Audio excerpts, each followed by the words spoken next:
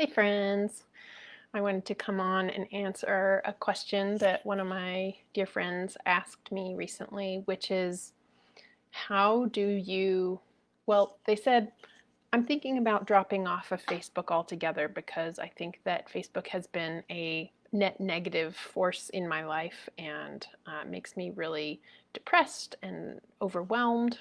And I think that you have had Facebook have a positive influence on you. And can you talk to me a little bit about how you have, like, if you have any tips for making that true for me too? Yeah, so let's start with that. First of all, if you can identify with my friend, maybe put in the comments a little emoji that expresses how you feel about Facebook. I have lots to say about this. One is that I think that there is no one right way to use social media, and if you need to drop out, I support that. I think that self-care is really, really important, and if that means taking some time away, go for it. I think that it is true that I have had Facebook and Instagram be net positive influences in my life, but I definitely see how and where they can be pretty stressful. Um, my friend was saying, you know, I want to engage, but then it's important material and it's stressful and I don't necessarily know the best way to react. And so then I don't, and then I just find myself scrolling and scrolling, and then, I'm not engaging. And that brings up a really big point. One is that one of the ways that I find social media to be really helpful for me is that I have lived in a lot of different places in the United States, and so I move a lot, and I have friends in a lot of places. And so Facebook and other social medias, I'm just going to say Facebook for now on, provides a way to keep in touch with my friends. It's really nice to have a single platform where I can say something once and not have to call or write my friends all the time. I could do it by email, and I know some people who do that. But I also appreciate the informality of Facebook. It feels less pressureful. And I think that part of the reason that it feels supportive to me and like a positive influence is because I am very engaged. The way that I use Facebook is to um, I share my ideas openly and vulnerably.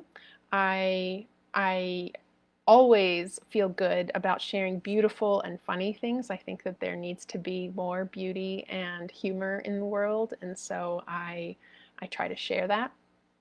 I also think that it's important that when I'm sharing something that is more serious, like if I'm sharing someone else's material, either an image or a article or something of that nature, I try to do it with um, I try to include my own thoughts so that you know that where I'm coming from. It doesn't always happen, but I think that when you post something, particularly if you don't post very often and you post something without comment, people don't know where you're coming from, and it makes them hesitant to add anything to it.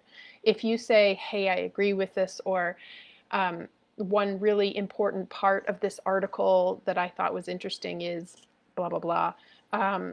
It gives people a jumping off point from which to start having conversation, which I think is the basis for engaging and having dialogue and maintaining relationship. Um, let's see. So engaging, uh, posting with comments. What are other things? I don't just post my own things. I also engage in other people's spaces. So when I'm scrolling, I make sure that the things that really bring me joy, that I at very least, respond to them with a like or a heart or whatever, or laughing, because doing that increases the algorithm of more people seeing it. So if there's stuff that makes me happy, I want to help that reach more people. And so by me engaging with that, it helps more people see that.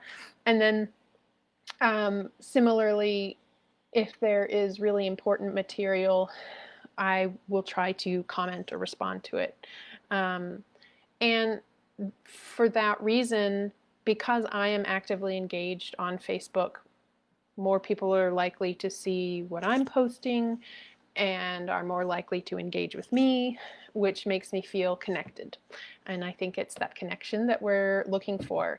And when we are on Facebook and we're not feeling connected, it's often because we don't have that sense of connection. Another thing that I've heard some of my friends say is that when they are scrolling through Facebook, they just feel really, they get overwhelmed by comparison, and they just feel like, oh, this person is, meeting all of these life goals and I haven't gotten there yet, and it makes me feel really terrible about myself. And there's that saying, comparison is the thief of joy. And okay, so that's a good check, just to like, okay, am I comparing myself? Let's try and walk away from that. But it's easier said than done to break that habit.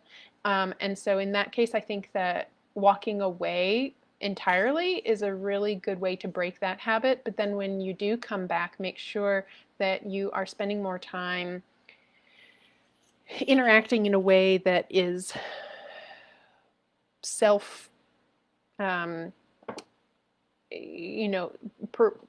helps with a strong sense of self. So maybe you don't scroll so much. Maybe you just post the things that you are proud of, but also post to the extent that you are comfortable, and maybe pushing that edge of what is comfortable for you.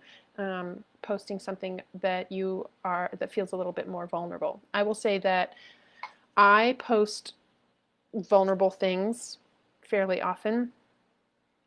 And the feedback that I get from that has been both negative and positive, although the negative is like nothing compared to the positive that I get. When I post something vulnerable, often there is response in the comments directly, but a lot of times I get private messages from people saying, thank you so much. I am not comfortable saying those types of things myself, but it's really important that people bring attention to this issue, and I really appreciate you saying that. Or, I learned so much about what you posted, and I didn't realize that that my sister deals with this, or my best friend deals with this, and now I know how to approach them with it because of what you posted. And that's what I want. I want to make a difference. So yeah, so those are kind of some of my main suggestions for how to make Facebook something that is a positive in your life. If you have other suggestions, please share them. I think that this would be a wonderful place to share ideas of how to make this a better space. And I also would be remiss if I didn't mention the fact that there are many reasons, just fundamentally, which are relevant and that I struggle with, about whether or how much I should be interacting with Facebook at all, just based on the algorithms and based on some of the practices that they have for privacy and political issues and stuff. And I just want to make sure that I acknowledge that those are real. I hope you are well, and I will talk to you later.